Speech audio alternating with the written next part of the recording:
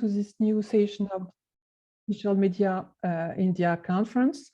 If you were not in the session before, I repeat my name. I'm Valérie Arnould. I'm based in France, and I'm the Deputy Director of the Digital Revenue Network at WAN-IFRA. So I will be with Benjamin today. Benjamin is based in Germany. So this is your last session before the finding out about who won the South Asian Digital Media Awards. The session is at 4:20. So good luck for everybody. And so let's start this final session of the day. So if you are attending the session, you probably were intrigued by the part that in the title that talked about mini publisher concept. Benjamin will talk about that in his presentation, of course, but I wanted to add a little bit of context. About 3 years ago, WAN-IFRA decided to adapt in Europe a methodology and the coaching program concept primarily, but not only, for local and regional news organization in the US.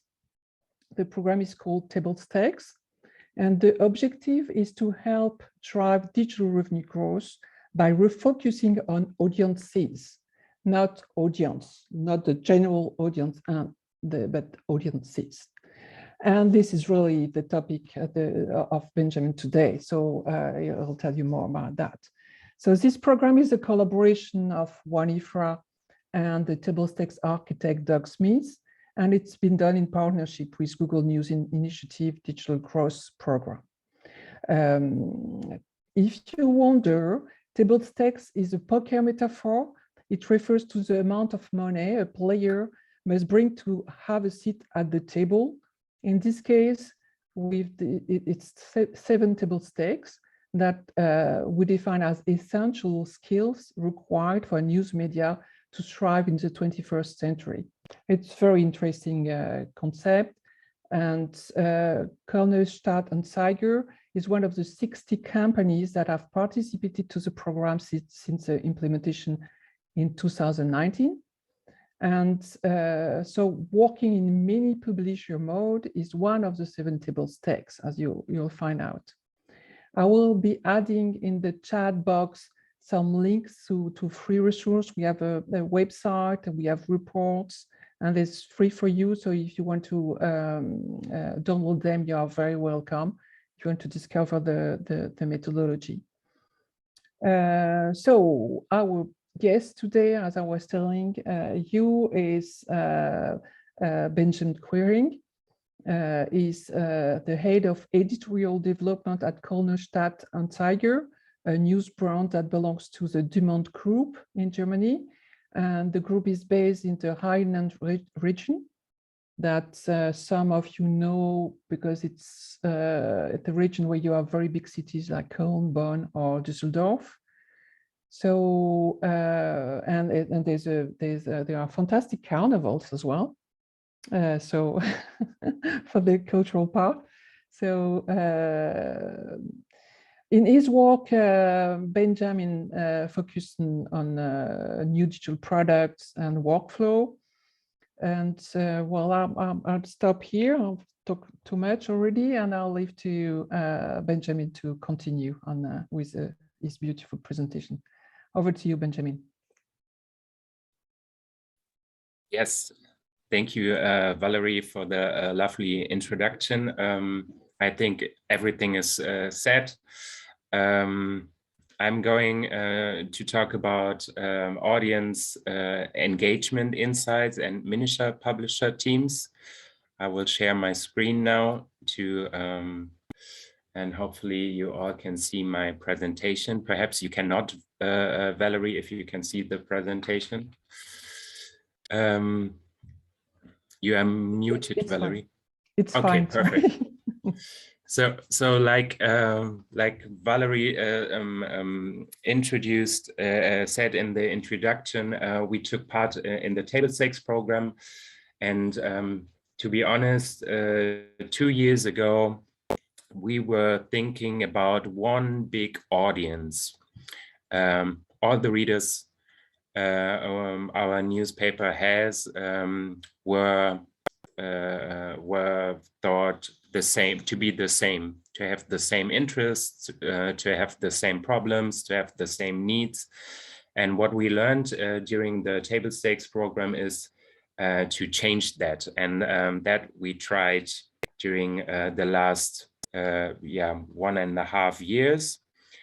And yes, I will try to explain how we did that and where we are standing at the moment. So the first step we did was to identify specific audiences. And we didn't just go by gut feeling or by, I don't know, just thoughts some colleagues had, but we did it with criteria, and that could be one advice I can give you. And you can see the criteria you could choose to identify audiences in your newsrooms. So the questions could be, how big is the audience, and is the audience big enough to work on that? But also, how big is your team? How many colleagues do you have which can cover topics made for that specific audience?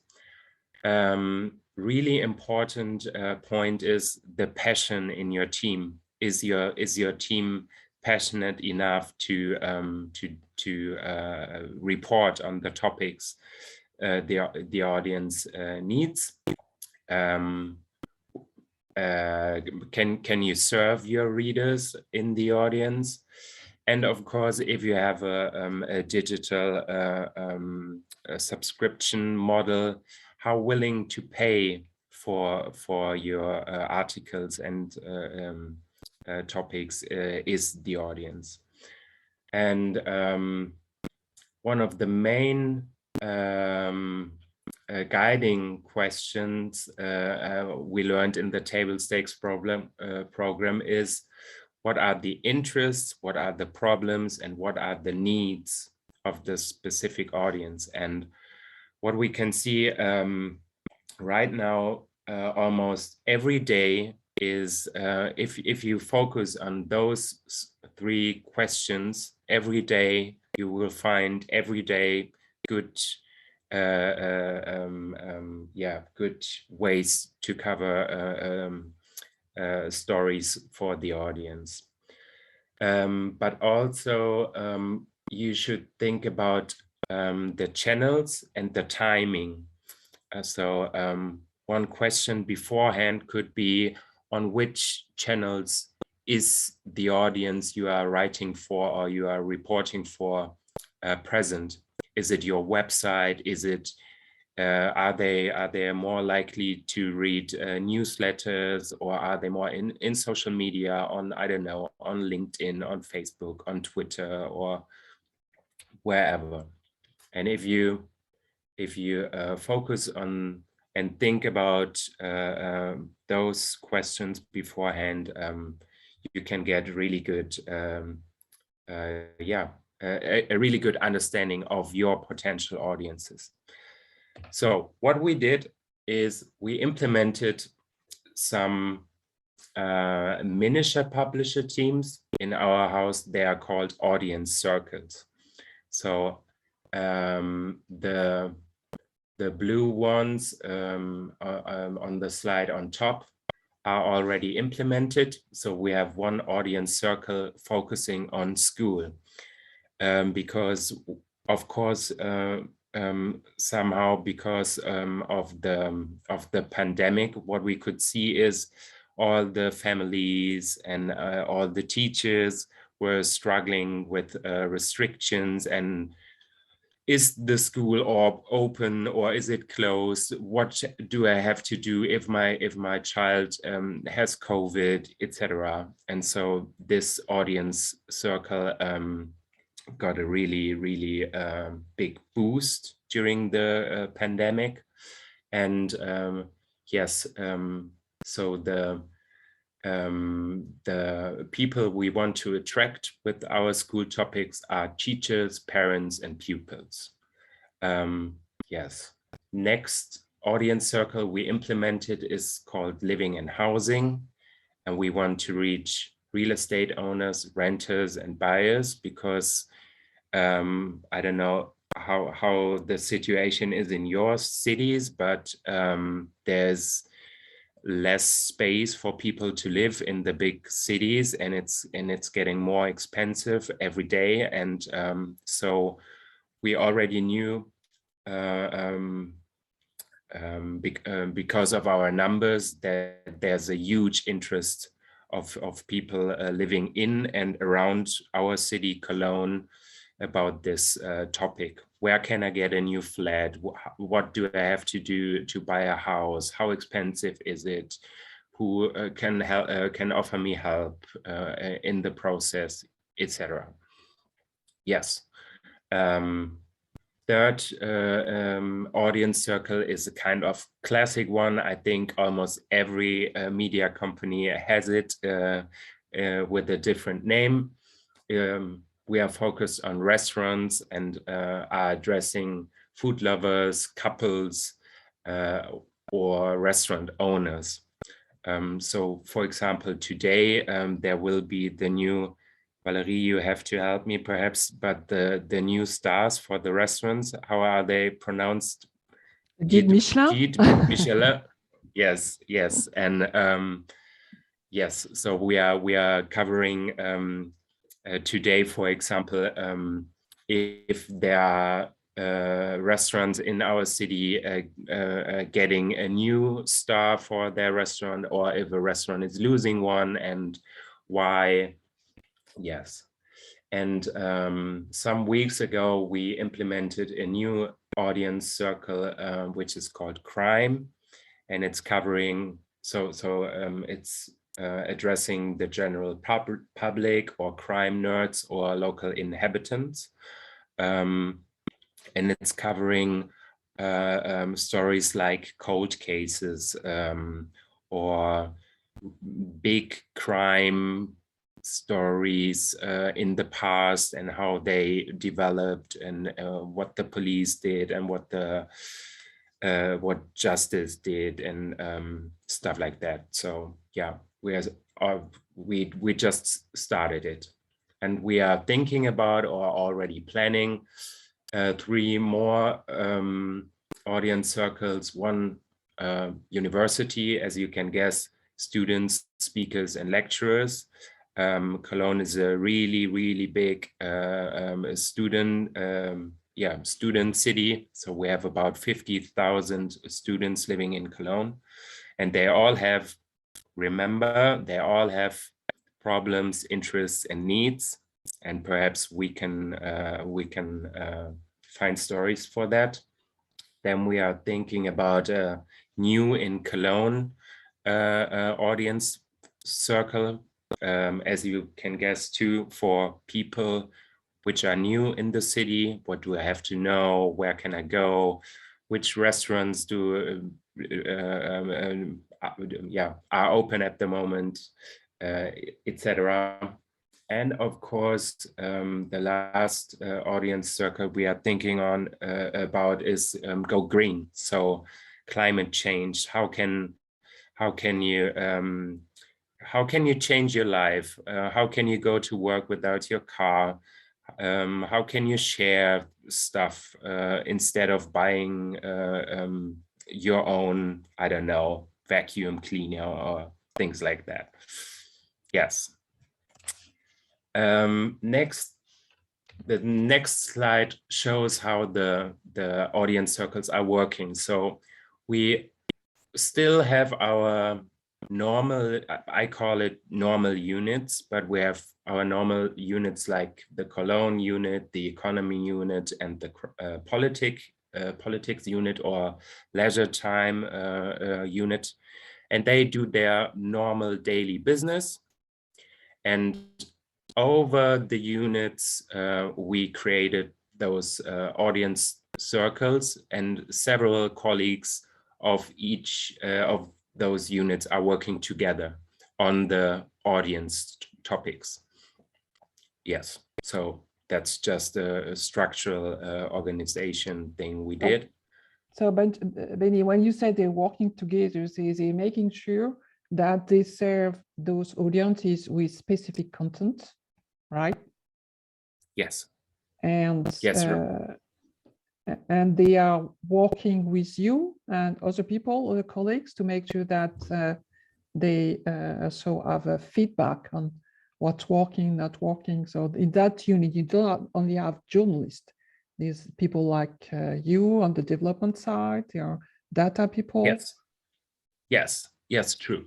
And every audience circle, for example, has one 1 hour meeting every week when they look at which stories performed well, which stories didn't, which new ideas do we have, and until when can we plan or finish new stories, etc. Yes, and yeah, you're right.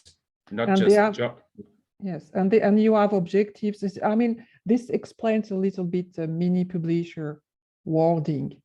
It's really those groups, those teams. They have content objectives. They have also some business objectives. So yeah, so you're coming on talking about that. So, sorry, go on. Oh, good. Yes, what we did is in the first meetings we set goals for the audience circles, and those goals could be different, meaning we thought about output. So how many stories can they deliver per week, for example? Then we talked about outcome. How many conversions, how many new subscriptions can those audience circles perhaps get per week? And then after some weeks, we realized it could be a mixture. So yeah, I try to explain it. For school, for example, we started the school audience circle and we're thinking it's going to drive subscriptions, but it didn't. But what we could see that 25% of our already subscribed readers every week read the school topics. So we changed the goal to loyalty, because 1/4 of our readers comes to our homepage to read those school topics. Yeah, and so we changed the topic from new subscriptions to we make those stories to for the loyalty of our readers. Yes, and we invented a newsletter, yeah, to send those news in a different form, specifically to the audience. Yes, and as you can see in the living and housing, restaurant and crime audience circles, the goal is a mixture of subscription and loyalty. So we are trying to get new readers, but also to make our existing readers happy. Yes, and the living and housing audience circle has an own newsletter too, and crime is going to get a specific podcast where the reporters yeah, tell and explain on how they make their stories and talk with investigators and stuff like that. Yes, so and the podcast will be behind will be with subscription or will be free? Do you know already, Benjamin? No, we don't. We will figure that out. Perhaps it will be free in the beginning, and then we will see how it works, and then we will change that, or the other way around. Yes. So, and if you have identified new audiences and you have created new audience or circles or miniature publisher teams in your newsroom, you of course have to communicate it to your readers. And so we made some changes on our website, so you can now here in the navigation see all those 4 audience circles. We have the newsletters, and that, for example, was one bigger storyline. It's a cold case where a girl, 11-year-old girl, I think, was killed in 1996 next a few kilometers next to Cologne, and the murder. They are still looking for the murder. So it's a cold case the police is working on for ages. And yeah, we talked with several people and try to make it like a yeah, we published it like like Netflix does. So all 4 stories at the same time, and the reader can decide, do I want to read everything at once, or I don't know, one story now and the others later. Yes. So that's all I can tell you about audience circles. It's working, but on the other hand, it's work in progress. So we every week we talk about how it's going and if we have to change anything. But yeah, for now it's really good, and yeah. But anyway, I wanted to show you another thing we did during the pandemic, and it's one really it's a really good use case.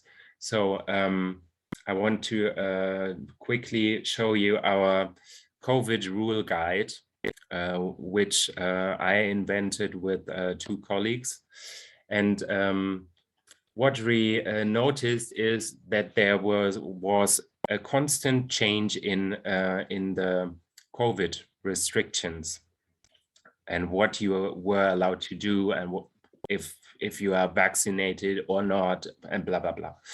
And so we ask ourselves, what is the main question by our users? And the question we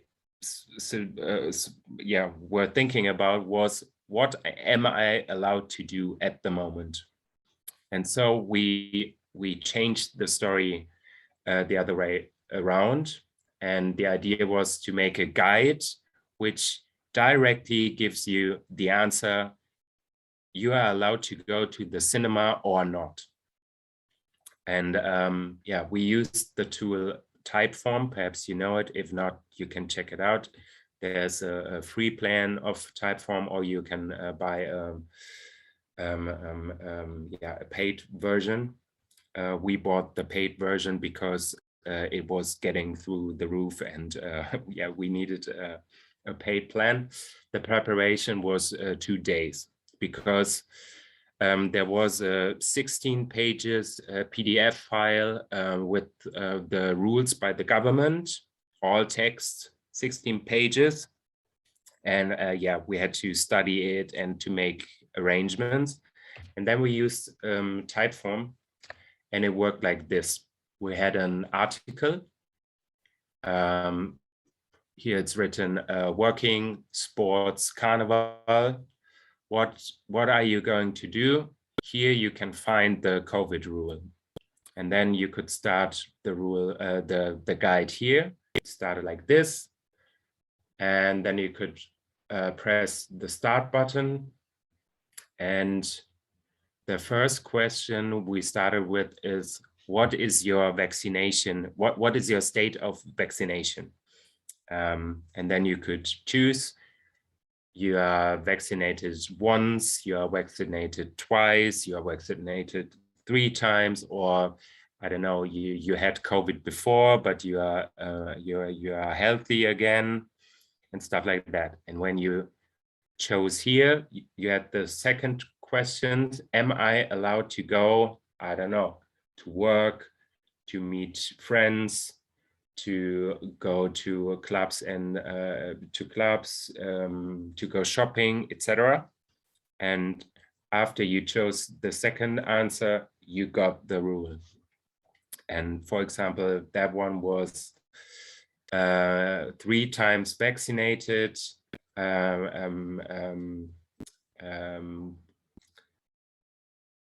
go shopping, but daily stuff like food and toilet paper, etc. And then, of course, the answer was yes, you are allowed to, because the shops of daily stuff are open for everybody. And yes, it worked really well. More than 40,000 people opened the COVID guide. More than 30,000 started it, and around 30,000, as you can see here, almost 90% completed it. And yes, what we did different, and that's the last point, I think. I asked directly for ideas. Is there anything missing in our COVID guide? Please tell me. Or if you find a mistake or it's you don't understand it, please write an email directly to me. And about 60 people wrote an email and had good ideas and made it even better. And so what we did is I made updates like in a digital app. And yes, as you can see here, and I made a update board and explained which updates now could be seen in the guide, and it was working really good. And what we learned is go for the main questions people or your readers are having, and then think backwards. How can you answer that question? Yes. So, and yeah, that were my 7 audience or audience engagement insights I can give you today. And if you have some questions, I think we still have some time. Yeah, yes, actually these curiosity. Thank you, Benny, for sharing all this. There was this question about, of course, there's some curiosity about the mini publisher organization, and so did you provide them specific training, skill development? And we'll add one other question to that. Do they, very operational in terms of the way you work and the objectives and all that? Were you able to start working on longer term objectives and say, okay, well, this is what we want to do on an annual basis in terms of, like what we want to create, maybe some seasonality in what's happening in those specific audiences. So, so the training for the teams first. Yes. So, to be honest, in every audience circle, there are many colleagues which are already working really good on the digital platforms. That means they know the CMS, the content management system, and the workflows, etc. So there was no need for many trainings how to publish digitally. But of course, we made some trainings to make them focus on. You remember at the beginning, and it's one of my it's coming in my head all the time. Problems, interests, needs, and so we made some trainings to make the authors and the reporters focus. For example, in the first paragraph, give your reader a sneak preview what the article is going to give him or her. What answers are you providing in your article? What problem could be fixed by this article, and or what interests is the article about? So to change that and to make that more clear in the headline and in the first paragraph, that we did several trainings about. Yes, and the other question, the long-term planning. Yes, of course. Of course, we have an overall subscription goal for our company. And of course, we are thinking about how many subscriptions are there going to be by every audience circle. And so that's one thing. The other thing is that we haven't done it yet, but we are thinking about how should you call it, evergreen content, or I don't know, special series, or I don't know if there are special days. I don't know if there, for example, is I don't know, if there's Valentine's Day, then the restaurant audience circle should think about stories. I don't know, the 10, I'm making it up now, but the 10 best places you should go today as a couple to have a nice evening, or things like that. So yeah, we are improving our midterm or long-term planning. There's I think that's going to be our final questions. There's a question we always have, if you remember, with the teams in the program, is how many audiences is Edo? Or is there a limitation, or is there, you know? I think there should be a limitation somehow to serve every audience well. We have the rule for our editors and reporters that they are only allowed to work in 2 audience circles at the same time, and there aren't many doing it. They are focusing on one audience circle and are working in their normal unit, as you could remember the columns.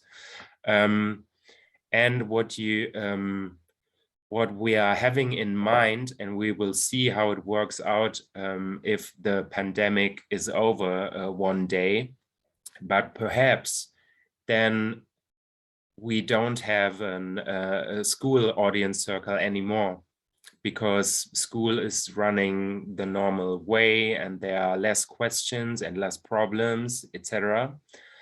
But perhaps then we will have a different audience circle, which we at the moment don't know about. As you can imagine, because of the war in Ukraine at the moment, I mean, in every country, the prices for petrol and at the gas stations are running through the roof. So perhaps, I don't know, perhaps is in 1 year we have an audience circle, especially for bicycle riders or anything like that. So what I mean, an audience circle can be temporarily just for episode of time, and yeah. Yeah, what I hear in what you say, Benny, really it's fantastic. Is that first, the newsroom is really embracing the concept. You say that you have to limit the number of additional audiences team that they are joining, which is really a big success for you.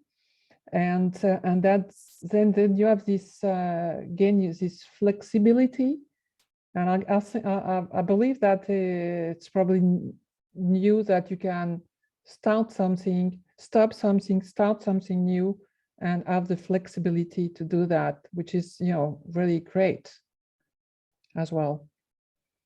Yes. So on that, thank you very much, Benjamin. I will follow your story in the next month, I'm sure, in another conference. You can, so we added website, the resources, if you want to know more. There's actually a story and another story on what you did in one of the reports, in the last year report. So you can know more in detail. And on that, I'll hand, I think you can have a little break, coffee, and then you have your awards and know who are the winners. So good luck to everybody. Thank you so much, Benny. See you very soon, I hope. And